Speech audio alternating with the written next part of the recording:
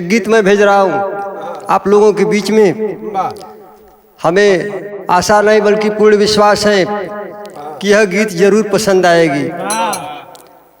एक गीत का शीर्षक है चिंता चिता कफन। 4 लाइन कवि जी भूमिका लिखना मास्टर।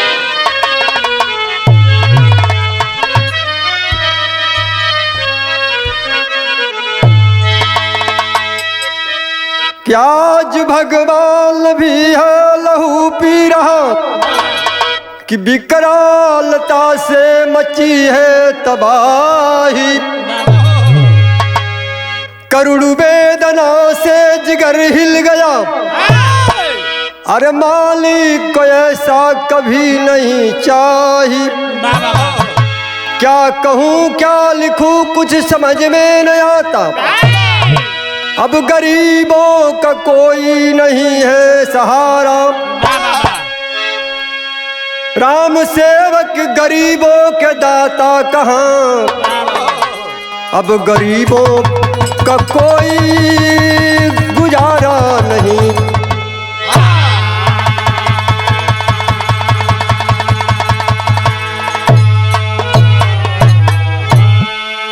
ऐ भैया ऐसी स्थिति है कि आज दुनिया में भगवान भी लहू पी रहे हैं। तो लिखल गई एक लाइन कव्वाली का टुकड़ा लगिल मास्टर।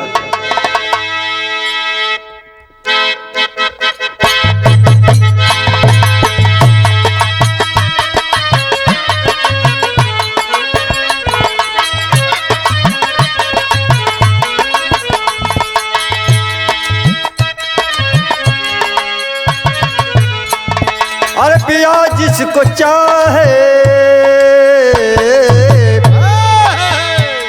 अरे पिया जिसको चाहे सुहागन वही है।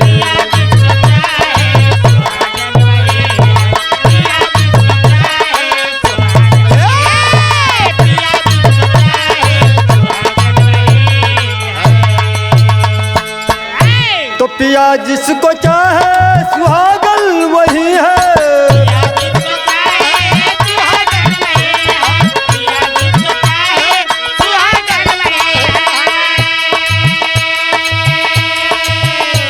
ओ जले जो बिरह में, ओ जले जो बिरह में अभागन वही है।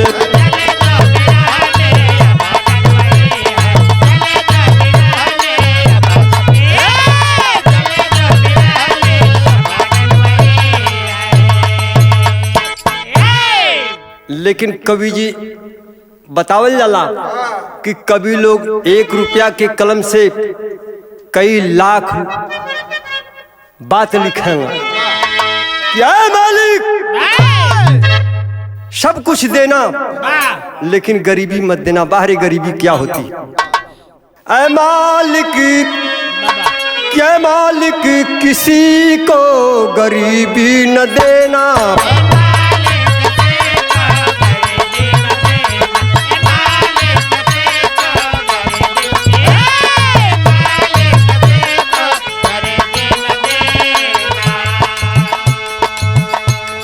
के मालिक किसी को गरीबी न देना।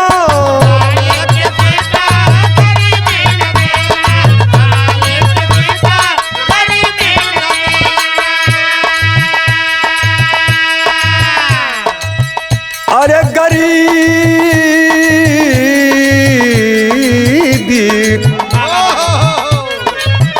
अरे गरीबी न देना। गरीबी दिया तो बदनसीबी न देना।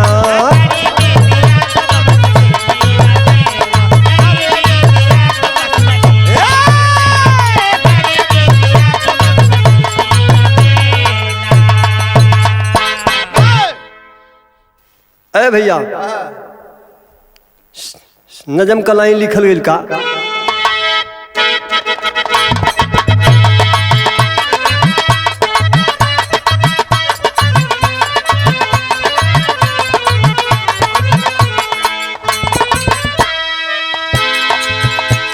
हर्षोल्लास लेकर त्योहार है, है आता, हर्षोल्लास लेकर त्योहार है आता, मन की मुराद इंसान जहाँ पुजाता।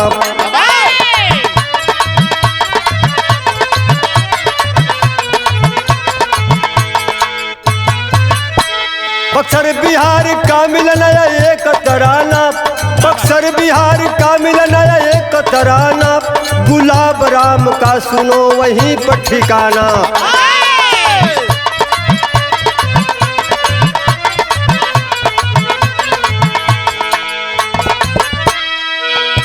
दुल्हन सुघर सी माधुरी दिल में भरा था प्यार, दुल्हन सुघर सी माधुरी दिल में भरा था प्यार, करता गुलाब मजबूरी मिलता न कारोबार।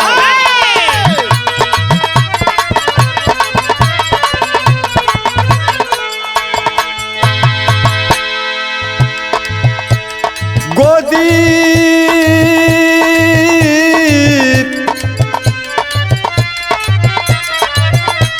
गोदी में दो ठे बेटी शिल्पा सोनी बुलाते, गोदी में दो गो बेटी शिल्पा सोनी बुलाते, अपने नहीं खाते पर बेटी को खिलाते।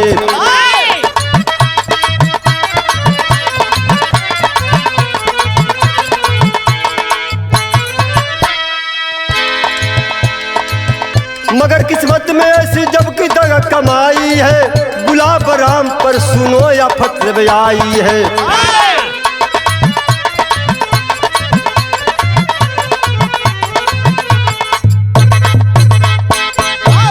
ए बाबू बात के समझ लाई, ई बक्सर बिहार का कहानी मिलल। एक गुलाब राम रहना, उनके दुल्हन का नाम माधुरी बतावल गई। माधुरी से गुलाब से दो लड़की भईनी, बड़ी लड़की का नाम शिल्पा, दूसरे का नाम सोनी। लेकिन बाहर मालिक समय आ जाला तो जो तो बड़ा आदमी परेशानी में पड़ जाला। गरीबी एक तरह, दूसरे गुलाब बीमार पड़ गई ने। जब बीमार पड़ल बानल तो वो समय का लाइन लिखल गई का,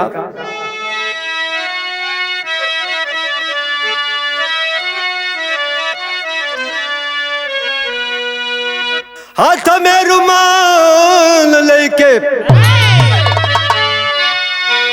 कौनो लड़की के लड़का देख के कहले बाड़न, का कहले बाड़न, हाथ में रुमाल लेके पोछत बालू गाल, रनिया बाप कट में कटावले बाटू बाल, रनिया बाप कट।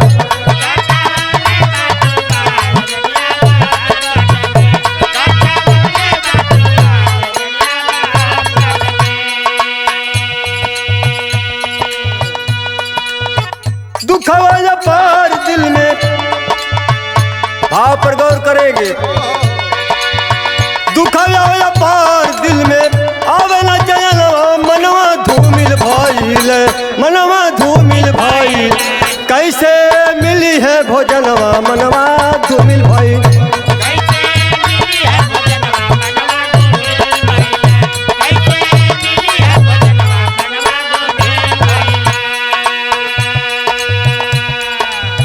भैले बीमार सैया करल दवाइया,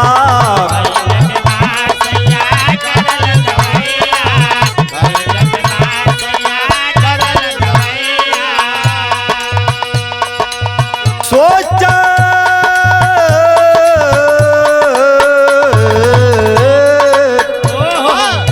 सोचल गुलाब हमारी बिगड़ल समैया,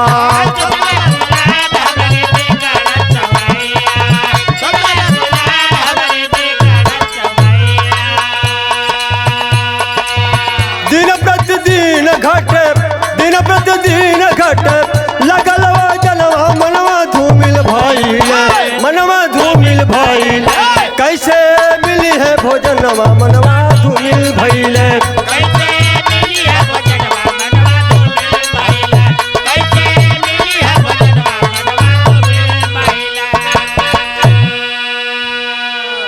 ए बाबू एहर जौन हो बेचारू गुलाब राम इतना बीमार हो पड़ गया इतना बीमार पड़ गया कि परिवार के खाने के लिए कुछ नहीं बचा। हर मेहरारू सोचत बा, दुल्हन माधुरी सोचत बा कि दवाई करी कि जो न बच्चन के खाना खियाई। गुलाब राम सोचने कि अब हमार बच्चा मुश्किल बा। तो भैल का एक लाइन गीत लग गई,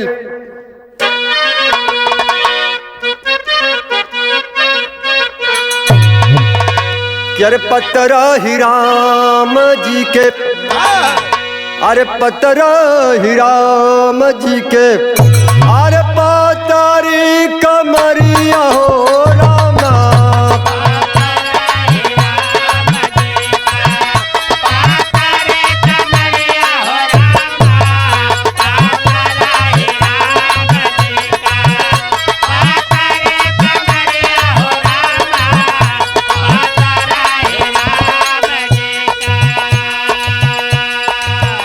भाव पर गौर करेंगे।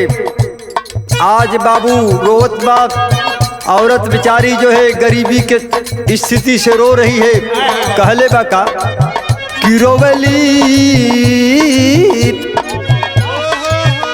रोवेली माधुरी बरसे, रोवेली माधुरी बरसे, आंसू भर नजरिया हो रामा।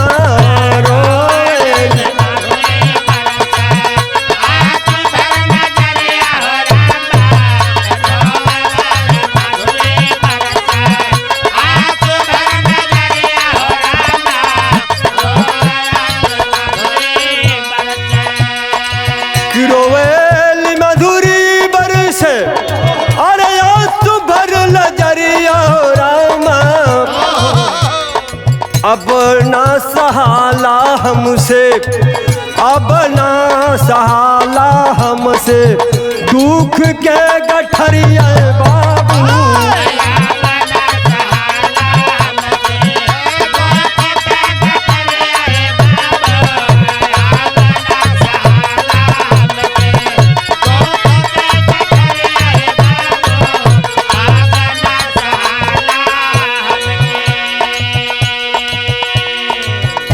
एक दिन रातिया में छूटल परानवा,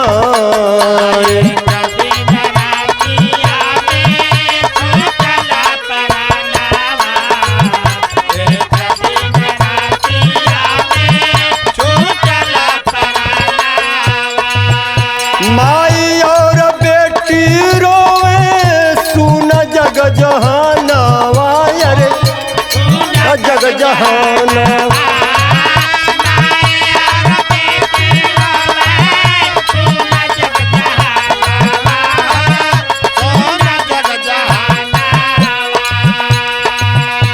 दुआरा पर जूटी रे गईले, अरे दुआरा पर जूटी रे गईले, सब बीरा दरिया हो रामा। दुआरा पर जूटी रे गईले,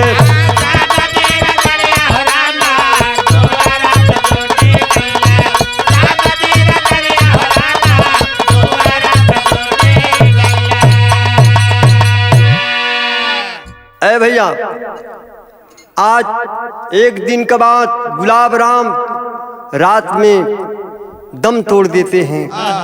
मतारी बिटिया रोवत बालिन, सारे लोग गांव को लोग जुट गए, गांव को लोग जुट के सोचत बाड़न। तब ओकरे बाद भैल का एक ठे गीत लग गई। देखा ये बड़ी पुरान गीत है, ई तो लोगन के सुनले होगा कि दूध घी खाई दहिया बनाई, तैसे एक बदल दा। हमरे कवि जी एक खुरा पाती में एक गीत लिख देना। का लिखले हुए, एगो लड़का एक बुढ़ऊ जो अपने पतोहू के विदाई करावे चल गई ना। मास्टर रुक जा। एक बुढ़ऊ अपने पतोहू को विदाई करा के जो हो पतो सजे सवरे में टाइम लग गई, तबले बस का साधन गल छूट। कहना ये बच्ची अब कैसे चलल जाई, गाड़ी तो छूट गई। एक काम करा है साइकिलिया बैठ चल चल चल जाओ। अभी जो हो लड़का जो हो मर्दा जो न जाके सैलून में बैठ के देखत बा। जब सैलून में बैठ के देखत बा तो ये अपन बोलत बतियावत चल जात बाप। जब रात में मुलाकात हो गई बाप, जब रात में मुलाकात भइल दोनों प्राणी से, तो ऊ का कहले बाप,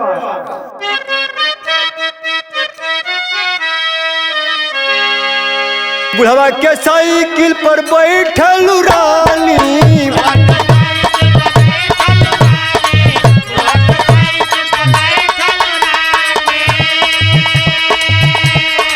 लगत बा कहियो बिगाड़ जाई पानी, लगत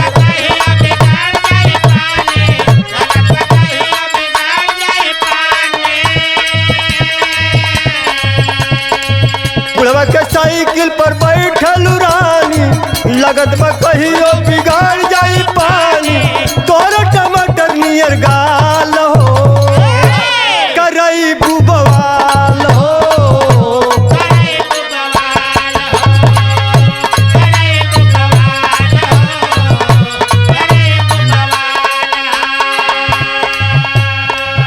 धुन तराना मौज मस्ती बदे रहला। भाव के अंदर लिखल गईल का, माधुरी पर गिर गईले दुख का पहाड़वा,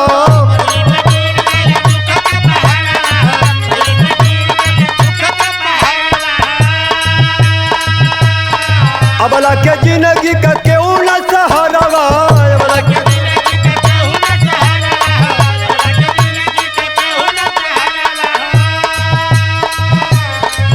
मधुरी पर गिर गईले दुख का पहाड़वा, अबला के जिंदगी का केहू न सहारवा। बिनती है करता रहो, रोवलिया सुधार हो, रोवलिया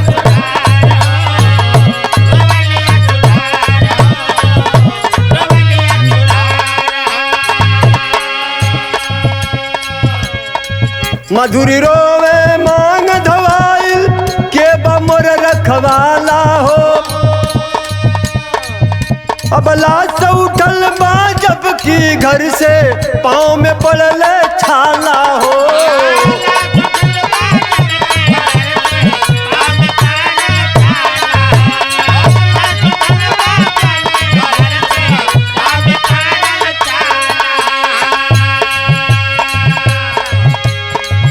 बेटी का बाबू भी न तड़प ही अरवा, बेटी का बाबू भी न तड़प,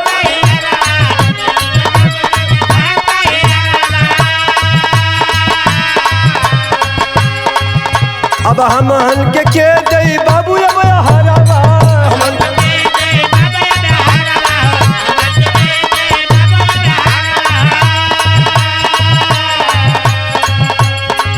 बेटी का बाबू भी न तड़प ही अरवा, हमन के दई बाबू अब हरवा। खाली पछाड़ा उस बार हो, रोवलिया सुगार हो, रोवलिया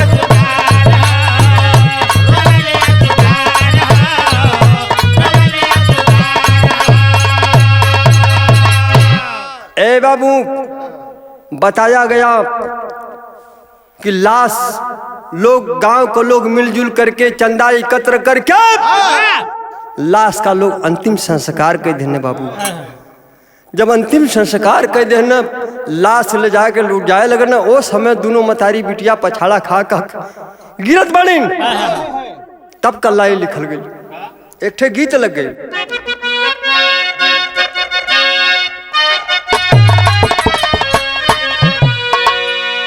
तनी देई देबू चिखे के अचार चिरई,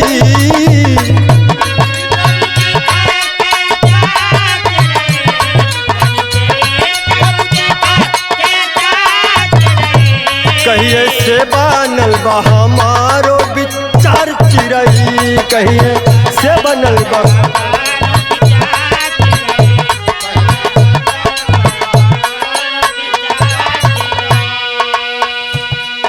ए बाबू, लेकिन भाव पर गौर करियन, मतारी के दिल पर आज जो मेहरारू के दिल पर सोचत बा पहाड़ गिरल बा, तो भैल का चिंता बिटिया के सर पे सवार बाबूजी, चिंता बिटिया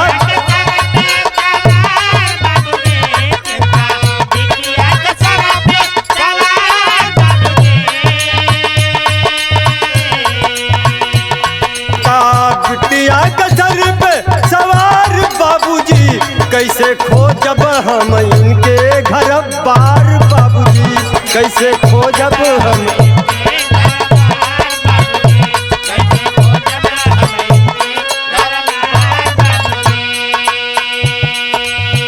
करके मजदूरी अपन जिंदगी बितावेली,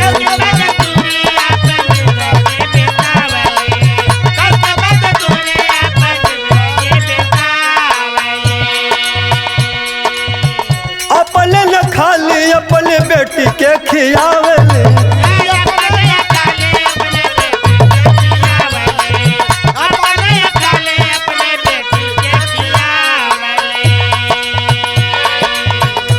आर्थिक तंगी झेल होई के लाचार बाबूजी, आर्थिक तंगी झेल होई के लाचार बाबूजी, कैसे खोजब हम इनके घर बार बाबूजी।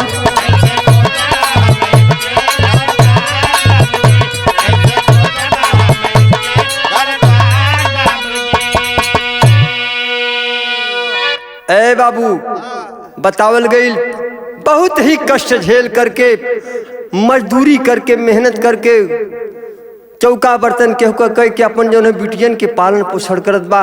सोचत बाप कि ये मालिक हम कैसे लेने के घर द्वार खोजब। लेकिन देखे बाबू धीरे धीरे कैलस का बिरहा का शैली मिलल। अरे राम गुजारा, अरे गुजारा कैसे अबला के होई, अरे गुजारा, अरे गुजारा कैसे अबला के होई, अरे तो डूबल नाव भवर में नहीं के मिला सारा यार सारा यार सारा।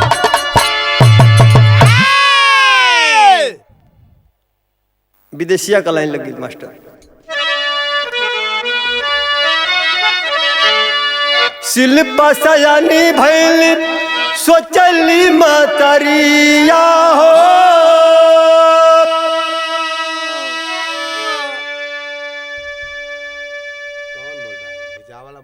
यही हो गरीबिया में कोई ना सहारा,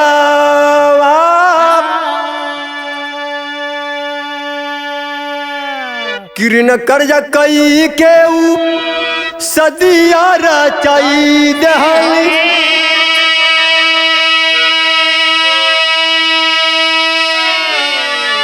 तब जाके दिलावा में पड़ल बासा बुरावा।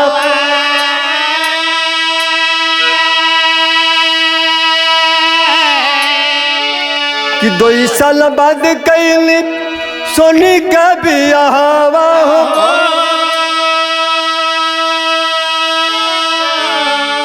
छोटा का दमाद लेके रहे नाई हरा।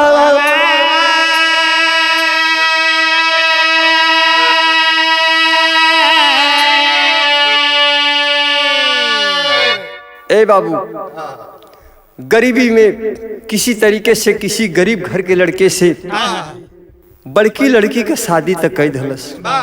बड़की लड़की में कुछ कर्जा ले लेस, मेहनत मजदूरी करके कर्जा भरत बाप। तब तक छोटकी लड़की के 2 साल के बाद शादी करे लगल। शादी करके गांव के ही एक अच्छे खासे व्यक्ति से बाबू साहब से चंदा खर्चा ले ले बाप, कुछ पैसा ले ले। जब बाबू साहब के पैसा का जब कुछ दिक्कत आई तो कर्जा ले बदे गई न, तो ओकर सुंदरता देख के कैले का गीत लग गई।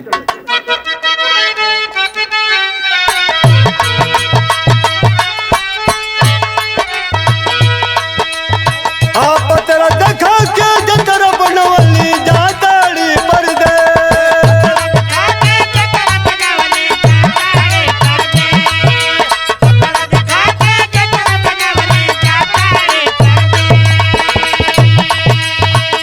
पतरा देखा के जतरा बनवली जाताड़ी पर दे। चुम्मा हो चुम्मा लेवे में छोड़ावलू गोरिया मगदई परेश चुम्मा।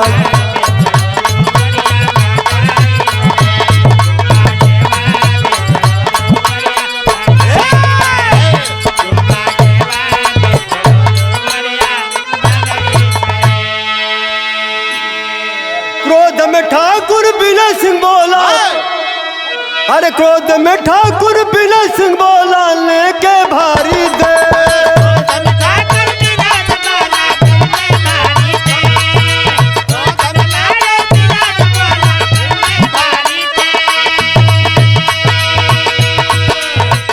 क्रोध में ठाकुर विनय सिंह बोला लेके भारी कले, कर जा हो कर जा हो कर जाए अब का देबू चिराई का रावा मुठरे, कर जाए अब का।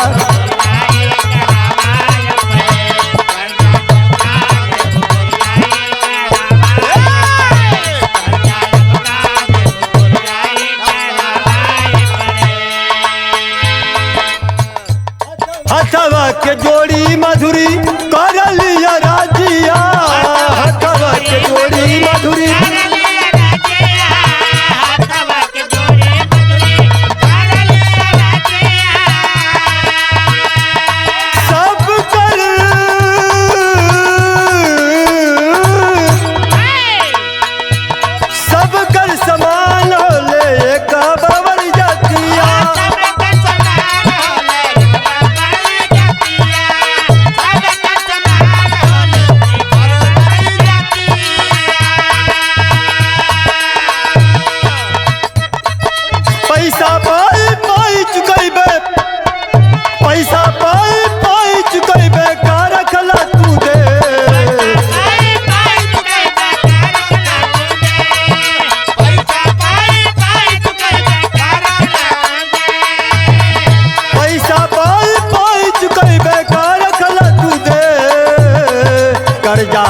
कर जा अब का देबू चिराई का रावा मुठरे।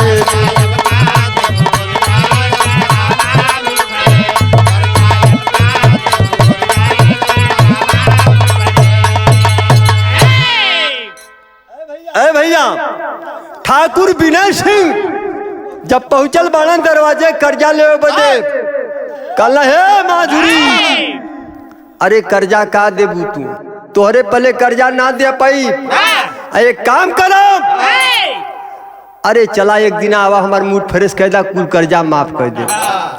तब तक बाबू माधुरी कहती है अरे बाबू साहब सुना, हम गरीब जरूर है लेकिन हम गलीज ना है कि जौन की आपके पैसा जौन जितना दे ले पाई पाई चुकाई चाहे जैसे, लेकिन हम ऐसा कर्म ना करब।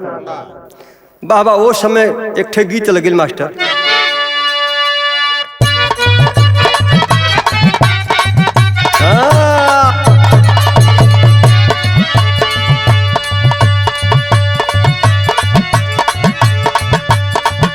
अरे काहे उधाइल बटू जैबू गवलवा सुनाया ना दो,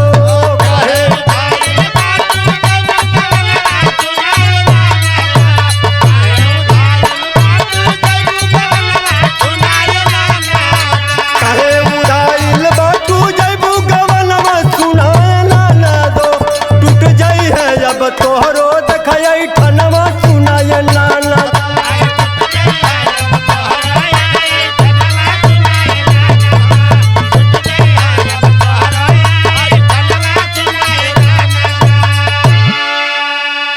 ये गीत कलाई रहा लेकिन भाव के अंदर गीत लिखल गई का, अरे माधुरी कही आराम में उठला तूफानवा सुनाय नाना, माधुरी कही आराम नहीं माधुरी के ही आराम में उठला।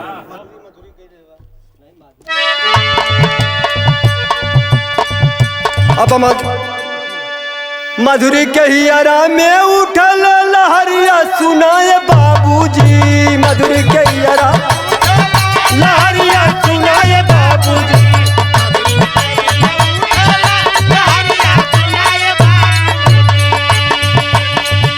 अब लहरिया सुनाए बाबूजी, आइली मुगल सराया की नगरिया सुनाए बाबूजी।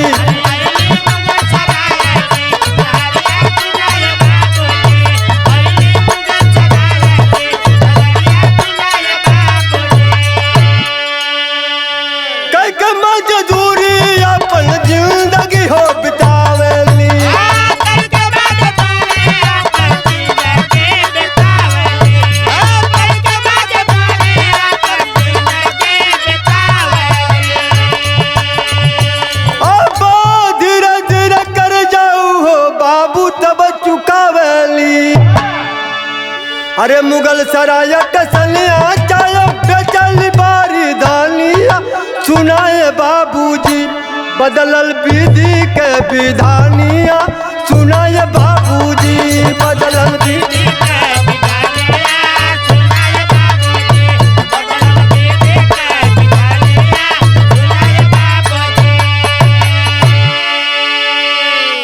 ए भैया बक्सर से बाबू वह माधुरी नामक औरत जो है चली जाती है आकर के मुगल सराय स्टेशन पर चाय बेचने का काम शुरू कर देती है बाबू।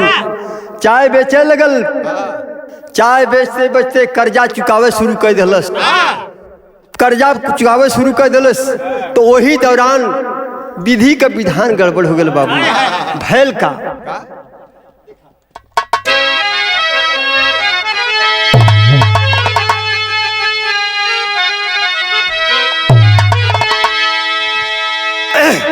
अब ट्रेन हादसा हो गया बरियार करेजा का पहला अझंका यात्री हो गई लाचार करेजा का पहला।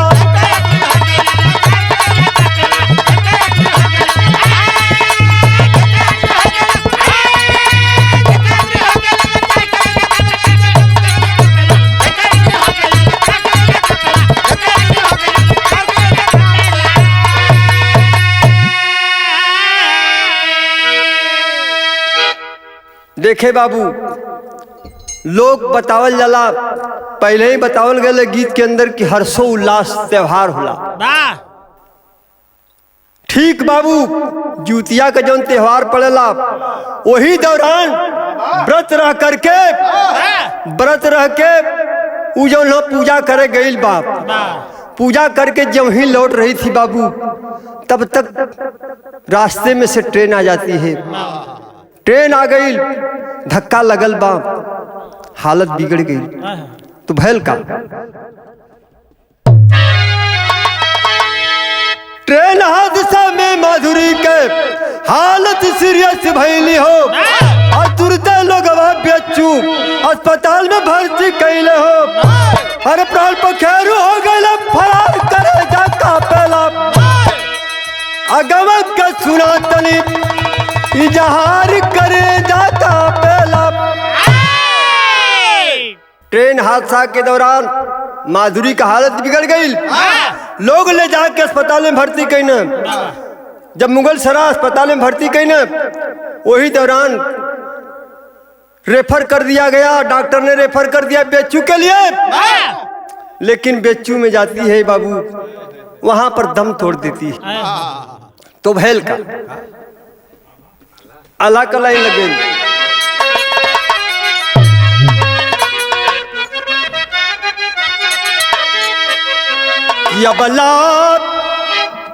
किया बलाक के यहाँ चला में अच्छी रखा सगरवाए बाबू।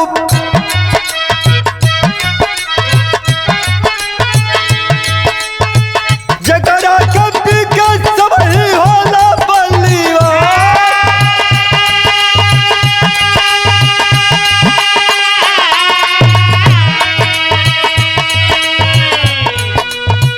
लेकिन याद आया बालक वो तो बस सत्य बाबू।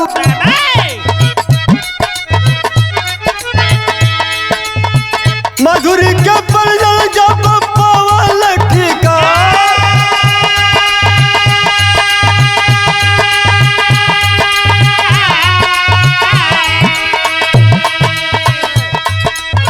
हाय रे गरीबिया खाली 100 रुपया बाबू।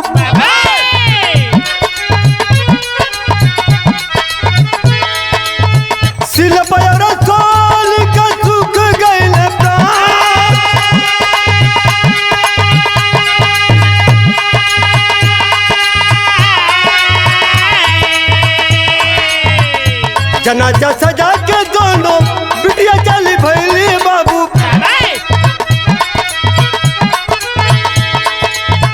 लाचा लेके पहुंच गल यार चंद मजा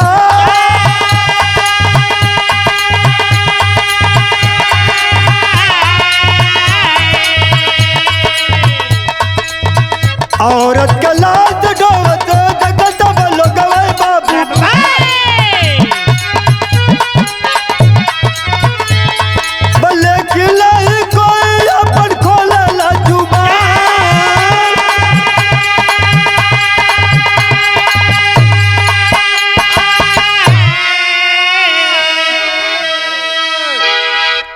ए बाबू,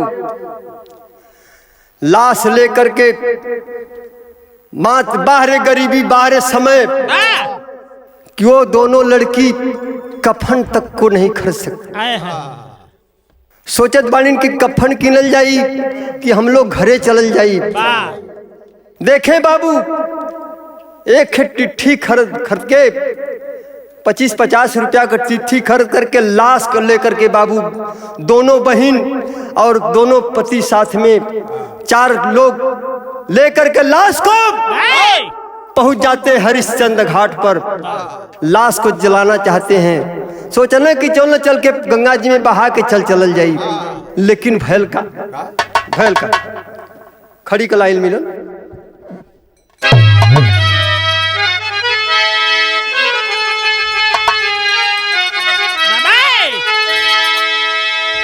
जब परीक्षा पूरी भैल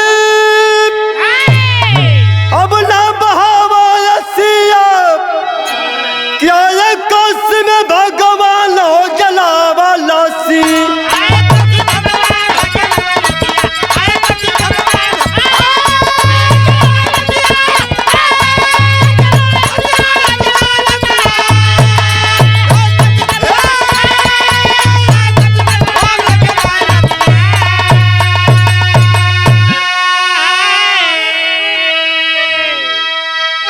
कहले है लाश तो उनके बहावे के ना बा, वही जग कर रहे वाला बाबू के रहल कि अनुज अग्रवाल चंदा एकत्र के कैले गरीब के करे जा झूला सिया जलावाल।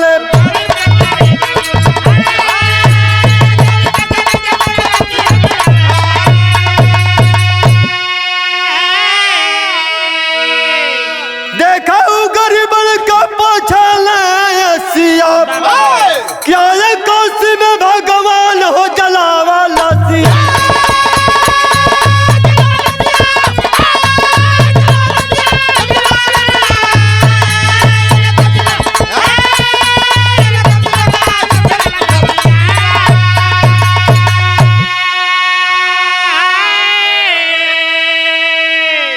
ए बाबू, अनुज अग्रवाल पहुंचते हैं, देखना कि अरे भाई ये दोनों लड़की लाश ढोत पड़ी। पहुंचना कहना कि घबराने की देर नहीं है, मैं अभी बंदोबस्त करा रहा हूं। जा करके अगल बगल के दुकानदारों से चंदा एकत्र करके बाबू आज जो लड़की के समझा बुझा के लाश का अंतिम दाह संस्कार करवा देना। तो भैल का वही दौरान सांसद कैलाशनाथ सिंह यादव ढाढ़ से बधाए 1 लाख रुपया उनके घर भेजा।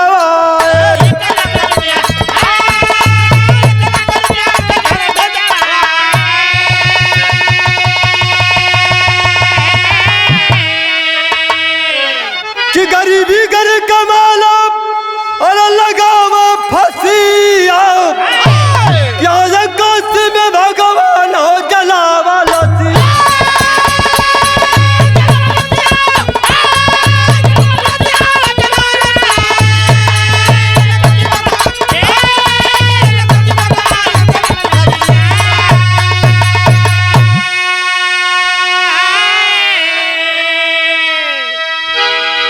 गाने का अंतिम लाइन,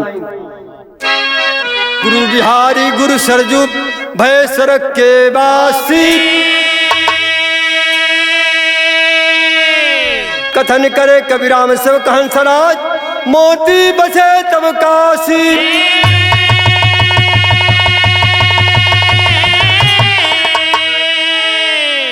अरे गुजारा कैसे वाला के होई, कि राजेंद्र हुए राज के सतगुरु के सहारा।